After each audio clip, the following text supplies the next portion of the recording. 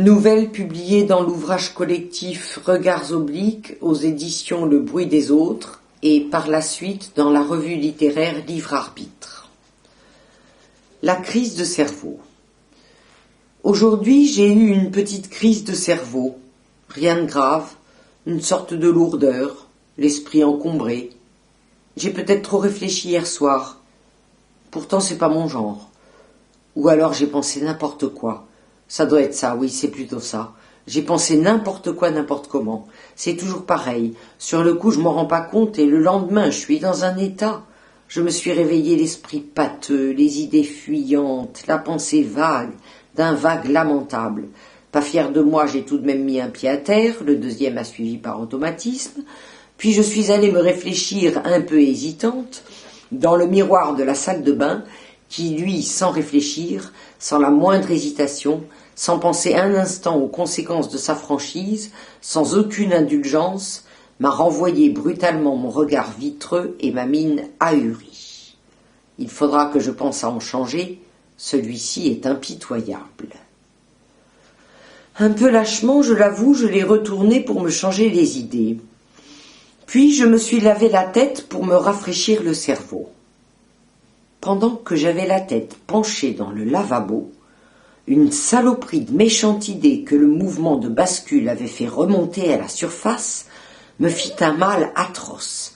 C'était de ces vilaines idées tout droit venues de la conscience pour vous faire la morale et vous mettre face à ce que vous êtes, le même genre d'idées que celles qu'on trouve dans les miroirs trop francs, trop soucieux de vérité, trop honnêtes, de ces idées gênantes qui vous collent au cerveau un insupportable sentiment de culpabilité, vous faisant voir en un éclair votre vacuité, votre paresse, votre lâcheté, et mettent en danger votre pauvre amour-propre qui n'a plus qu'à se recroqueviller dans un petit coin en attendant une accalmie.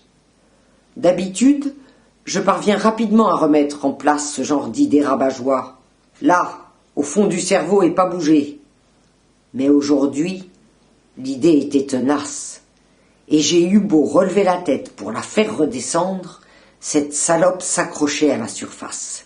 « Regarde ce que tu es, me disait-elle, la garce. » Au bout d'un certain temps, comme elle ne disparaissait pas en dépit de tous mes efforts, je me dis, c'est elle ou moi.